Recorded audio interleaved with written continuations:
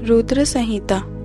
देवताओं का भगवान शिव से पार्वती के साथ विवाह करने का अनुरोध, भगवान का विवाह के दोष बताकर अस्वीकार करना तथा उनके पुनः प्रार्थना करने पर स्वीकार कर लेना।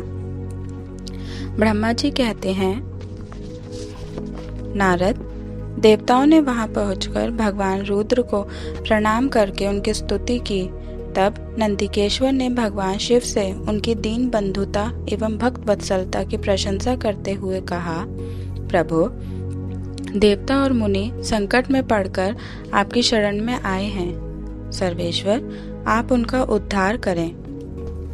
दयालु नंदी के इस प्रकार सूचित करने पर भगवान शंभु धीरे धीरे आंखें खोलकर ध्यान से उपरत हुए।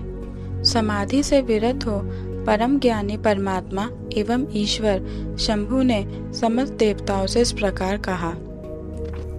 शंभु बोले, श्री विष्णु और ब्रह्मा आदि देवेश्वरों, तुम सब लोग मेरे समीप कैसे आए? तुम अपने आने का जो भी कारण हो वह शीघ्र बताओ। भगवान शंकर का यह वचन सुनकर सब देवता प्रसन्न हो कारण बताने के लिए भगवान विष्णु के मुंह की ओर देखने लगे। तब शिव के महान भक्त और देवताओं के हितकारी श्री विष्णु मेरे बताए हुए देवताओं के महत्तर कार्य को सूचित करने लगे। उन्होंने कहा, शंभो, तारकासुर ने देवताओं को अत्यंत अद्भुत एवं महान कष्ट प्रदान किया है। यही बताने के लिए सब देवता यहाँ आए हैं। भगवान, आपसे औरस पुत्र से ही तारक दैत्य मारा जा सकेगा और किसी प्रकार से नहीं। मेरा यह कथन सर्वथा सत्य है। महादेव, इस प्रकार विचार करके आप कृपा करें। आपको नमस्कार है। स्वामिन, तारकासुर के द्वारा उपस्थित किए गए इस कष्ट से आप देवताओं का उद्धार कीजिए। देव, शंभो, आप दाहिने हाथ से गिरिजा का पानी ग्रहण करें। गिरिराज हिमवान के द्वारा दी हुई महाअनुभावा पार्वती को पानी ग्रहण करने के द्वारा ही अनुग्रहित कीजिए।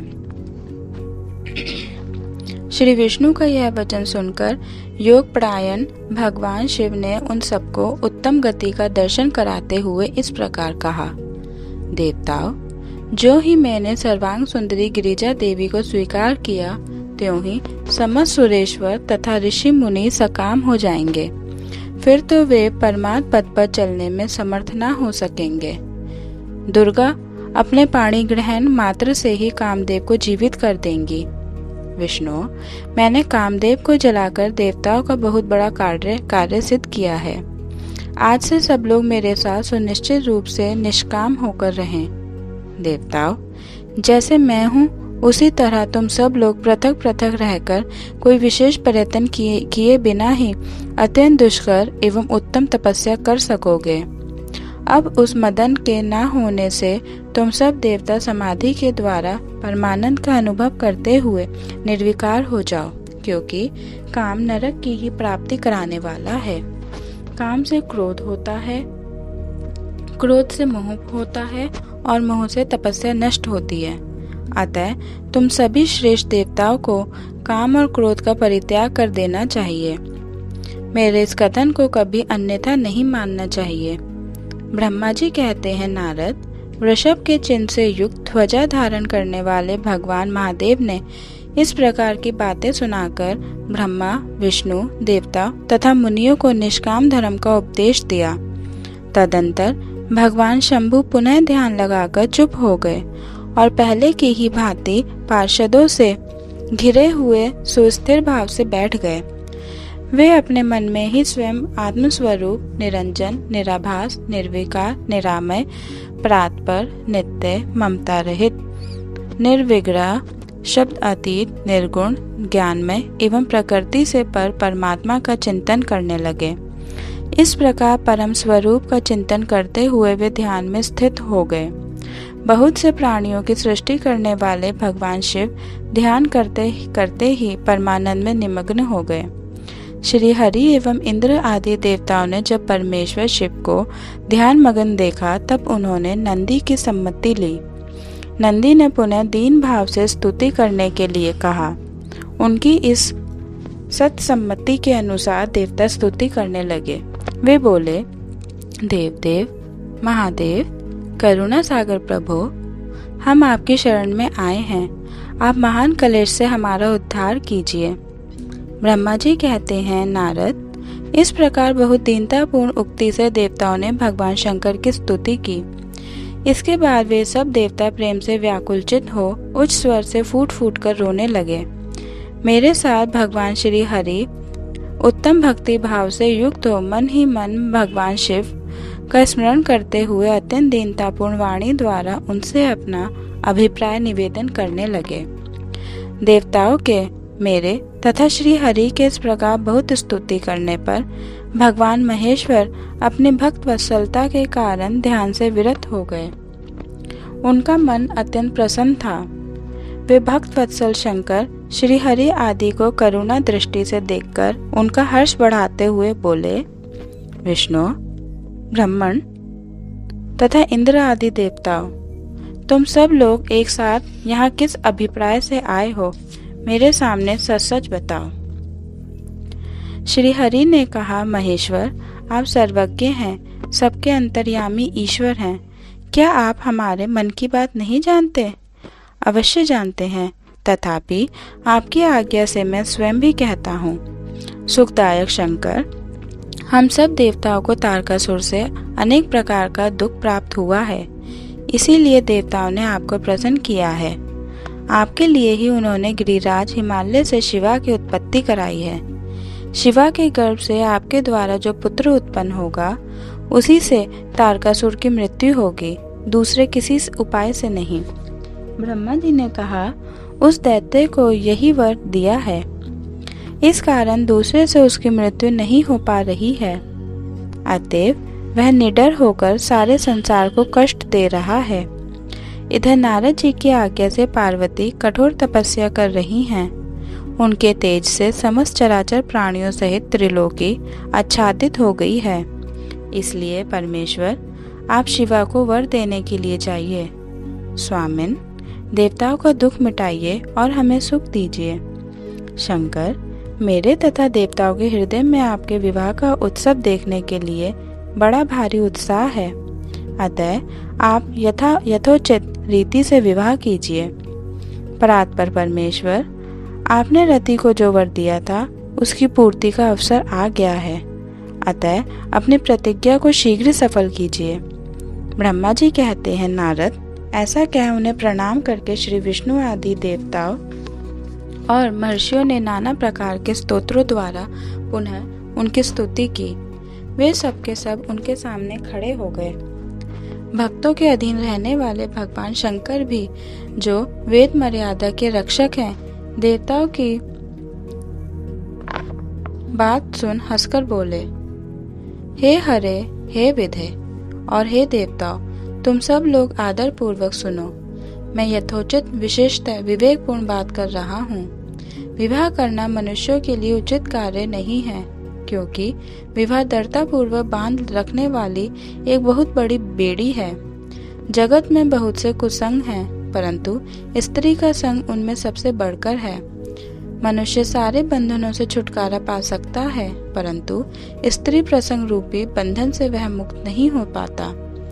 लोहे और काठ की बनी हुई बेड़ियों में दृढ़ता पूर्वक बंधा हुआ पुरुष भी एक दिन उस कैद से छुटकारा पा जाता है, परंतु स्त्री पुत्र आदि के बंधन में बंधा हुआ मनुष्य कभी छूट नहीं पाता।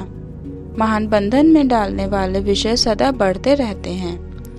जिसका मन विषयों के वशीभूत हो गया है, उसके लिए मोक्ष स्वप्न में भी दुर्लभ है।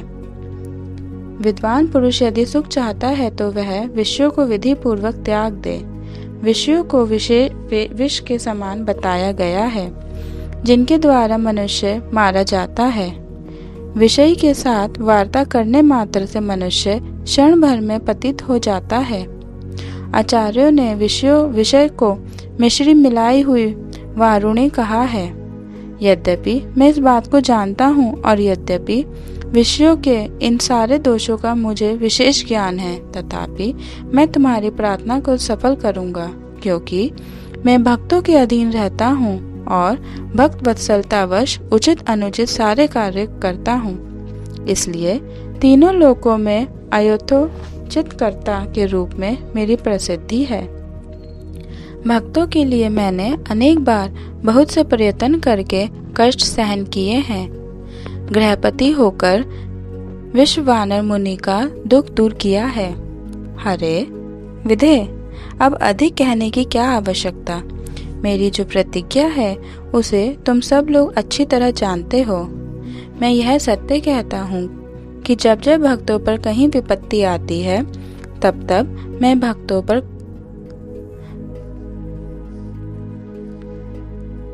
तब मैं तत्काल उनके सारे कष्ट हर लेता हूँ। तारकासुर से तुम सब लोगों को जो दुख प्राप्त हुआ है उसे मैं जानता हूँ और उसका हरण करूँगा। यह भी सत्य सत्य बता रहा हूँ। यद्यपि मेरे मन में विवाह करने की कोई रुचि नहीं है, तथापि मैं पुत्रोत्पादन के लिए गिरिजा के साथ विवाह करूँगा। तुम सब देवता अब निर्भय होकर अपने अपने घर जाओ। मैं तुम्हारा कार्य सिद्ध करूँगा। इस विषय में अब कोई विचार नहीं करना चाहिए। ब्रह्मा जी कहते हैं, नारद, ऐसा कहकर भगवान शंकर मौन हो समाधि में स्थित हो गए और विष्णु आदि सभी देवता अपने अपने धाम को चले गए। भगवान शिव की आज्ञा से चले गए। ब्रह्मा जी कहते हैं, देवताओं के अपने आश्रम में चले जाने पर पार्वती के तप की परीक्षा के लिए भगवान शंकर समाधिस्थ हो गए। वे स्वयं अपने आप में अपने ही परात्पर, स्वस्थ, माया रहित और उपद्रव शून्य स्वरूप का चिंतन करने लगे। उस देह वस्तु के रूप में साक्षात भगवान महेश्वर ही विराजमान हैं। उनकी गति का किसी को ज्ञान नहीं होता। वे भगवान वृषभध्वज ही सबके सृष्टा परमेश्वर हैं। तात, उन दिनों पार्वती देवी बड़ी भारी तपस्या कर रही थी। उस तपस्या से रुद्रदेव भी बड़े विस्मय में पड़ गए। भक्त आधीन होने के कारण वे समाधि से विचलित हो गए और किसी कारण से नहीं। तदंतर सृष्टिकर्ता हर ने वशिष्ठ आदि सप्तऋषियों का स्मरण किया। उनके स्मरण करते ही वे सातों ऋषि शीघ्र ही वहां आ पहुंचे। उनके मुख पर प्रसन्नता छा रही थी तथा वे सब के सब अपने सौभाग्य की अधिक सराहना करते थे। उन्हें आया देव भगवान शिव के नेत्र प्रसन्नता से प्रफुल्ल कमल के समान खिल उठे और वे हंसते हुए बोले, तात सप्तऋषियों, तुम सब लोग मेरे हितकारी तथा संपूर्ण वस्तुओं के ज्ञान में निपुण हो, अतः शीघ्र मेरी बात सुनो। गिरिराज कुमारी देवेश्वरी पार्वती इस समय सुस्थिर चित हो गौरी शिखर नामक पर्वत पर तपस्या कर रही हैं। मुझे पति रूप में प्राप्त करना ही उनकी तपस्या का उद्देश्य है। द्विजो, इस समय केवल सखियां उनकी सेवा में हैं। मेरे सिवा दूसरी समस्त कामनाओं का परित्याग करके वे एक उत्तम निश्चय पर पहुंच चुकी हैं। मुनिवरों, तुम सब लोग मेरी आज्ञा से वहां जाओ और प्रेम पूर्ण हृदय से उनकी दृढ़ता की परीक्षा करो। वहां तुम्हें सर्वथा छलयुक्त बातें कहनी चाहिए।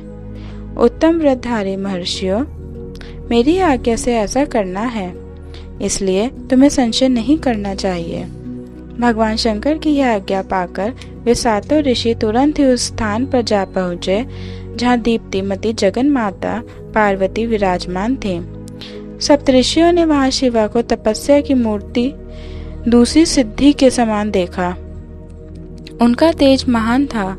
वे अपने उत्तम तेज से प्रकाशित हो रही थी। उन उत्तम व्रतधारी सप्तऋषियों ने उन्हें मन ही मन प्रणाम किया और उनके द्वारा विशेषतः पूजित हो वे मस्तक झुकाए हुए इस प्रकार बोले। ऋषियों ने कहा, देवी गिरिराज नंदिनी, हमारी यह बात सुनो। हम जानना चाहते हैं कि तुम किस लिए तपस्या करती हो तथा इसके द्वारा किस देवता को और किस फल को पाना चाहती हो। उन द्विजों के इस प्रकार पूछने पर गिरिराज कुमारी देवी शिवा ने उनके सामने अत्यंत गोपनीय होने पर भी सच्ची बात बताई। पार्वती बोली, मुनीश्वरों, आप लोग प्रसन्नतापूर्ण हृदय से मेरी बात सुने। मैंने अपनी बुद्धि से जिसका चिंतन किया है वह विचार मैं आपके सामने रखती हूँ। आप लोग मेरी असंभव बातें सुनकर मेरा उपहास करेंगे, इसलिए उन्हें कहने में संकोच ही होता है, तथापि कहती हूँ। क्या करूँ? मेरा यह मन अत्यंत दृढ़ता पूर्वक एक उत्कर्ष कर्म के अनुष्ठान में लगा है और ऐसा करने के लिए विवश हो गया है। यह पानी के ऊपर बहुत बड़ी और ऊंची दीवार खड़ी करना चाहता है। देवर्षि का उपदेश पाकर मैं भगवान रुद्र मेरे पति हूँ, इस मनोरथ को मैं मन में लिए अत्यंत कठोर तप कर रही हूँ। मेरा मन रूपी पक्षी बिना पांग के ही हठपूर्वक आकाश में उड़ रहा है। मेरे स्वामी करुणा निधान भगवान शंकर ही उसके इस आशा की पूर्ति कर सकते हैं। पार्वती का यह वचन सुनकर वे मुनि हंस पड़े और गिरिजा का सम्मान करते हुए प्रसन्नता पूर्वक छल युक्त मिथ्या वचन बोले।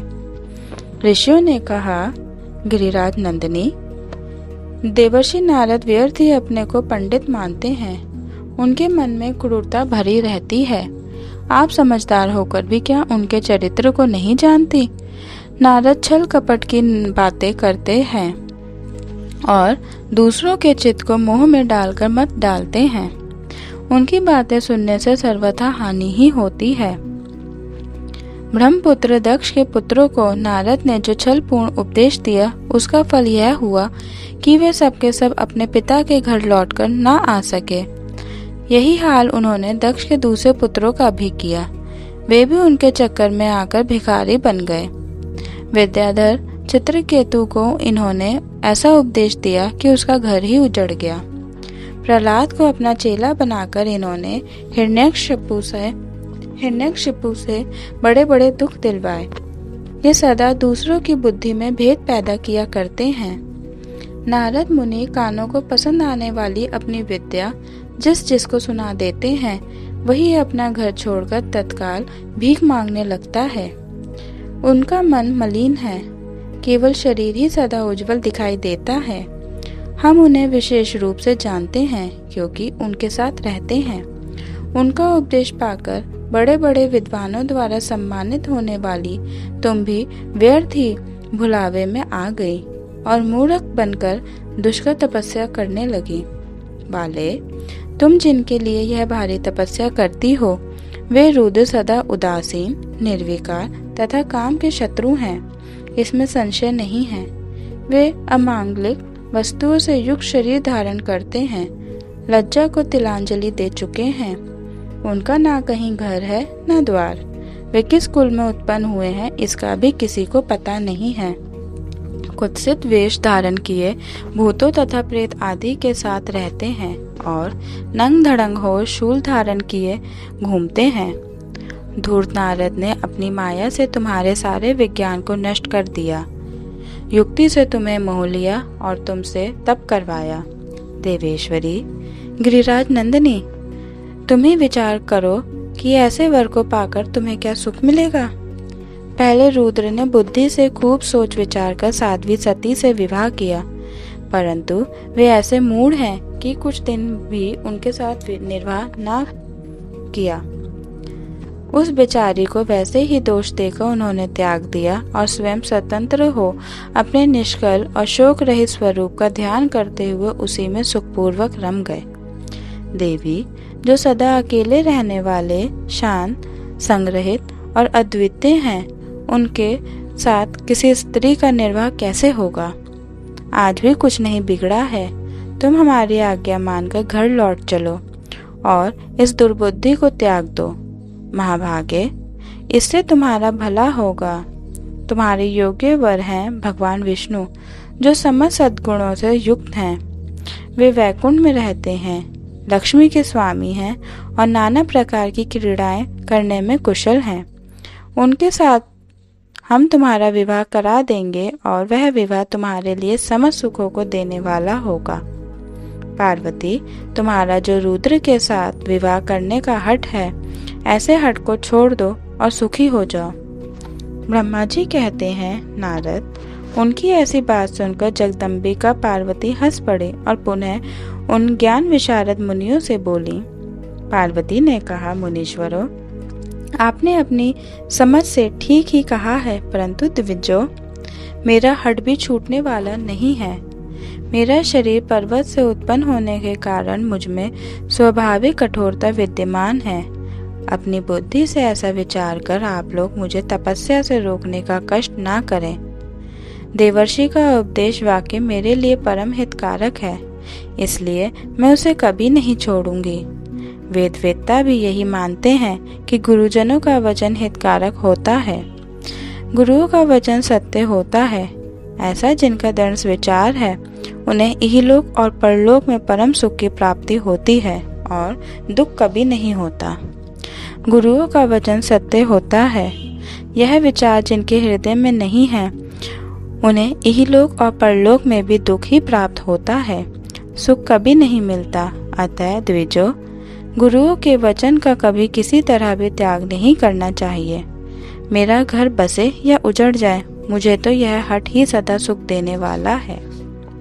मुनिवरों, आपने जो बातें कही हैं मैं उनका आपके कहे हुए तात्पर्य से भिन्न अर्थ समझती हूँ और उनका यहाँ संक्षेप से विवेचन प्रस्तुत करती हूँ।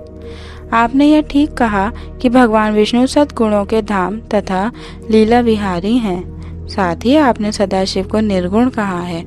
इसमें जो कारण है वह बताया जाता है। भगवान शिव साक्षात परब्रह्म है, अतएव निर्विकार हैं। वे केवल भक्तों के लिए शरीर धारण करते हैं, फिर भी लौकिकी प्रभुता को दिखाना नहीं चाहते। अतः परमहंसों की जो प्रिय गति है उसी को वे धारण करते हैं, क्योंकि वे भगवान शंभु परम आनंदमय हैं, इसलिए अवधूत रूप से रहते हैं। मायालिप्त जीवों को ही भूषण आदि की रुचि होती है, भ्रम को नहीं। वे प्रभु गुणातीत, अजन्मा, माया रहित, अलक्ष्य गति और विराट हैं। द्विजो, भगवान शंभु किसी विशेष धर्म या जाति आदि के कारण किसी पर अनुग्रह नहीं करते। मैं गुरु की कृपा से ही शिव को यथार्थ रूप से जानती हूँ। ब्रह्म ऋषियों, यदि शिव मेरे साथ विवाह नहीं करेंगे तो मैं सदा कुमारी ही रह जाऊंगी, परंतु दूसरे के साथ विवाह नहीं करूंगी। यह मैं सत्य सत्य कहती हूँ। यदि सूर्य पश्चिम दिशा में उगने लगे, मेरू पर्वत अपने स्थान से विचलित हो जाए, अग्नि शीतलता को अपना ले तथा कमल पर्वत शिखर की शिला के ऊपर खिलने लगे, तो भी मेरा हट छूट नहीं सकता। यह मैं सच्ची बात कहती हूँ। ब्रह्मा जी कहते हैं, नारद, ऐसा कह उन मुनियों को प्रणाम करके गिरिराज कुमारी पार्वती निर्विकार चित्त से शिव का स्मरण करती हुई चुप हो गईं। इस प्रकार गिरिजा के उस उत्तम निश्चय को जानकर वे सप्तऋषि भी उनकी जय जयकार करने लगे और उन्होंने पार्वती को उत्तम आशीर्वाद दिया। उन्हें गिरिजा देवी की परीक्षा करने वाले वे सातों ऋषि उनको प्रणाम करके प्रसन्नचित हो शीघ्र ही भगवान शिव के स्थान को चले गए। वहां पहुंचकर शिव को मस्तक नवा उनसे सारा वरदान निवेदन करके उनकी आज्ञा ले वे पुनः सादर स्वर्गलोक को चले गए। ओम नमः शिवाय।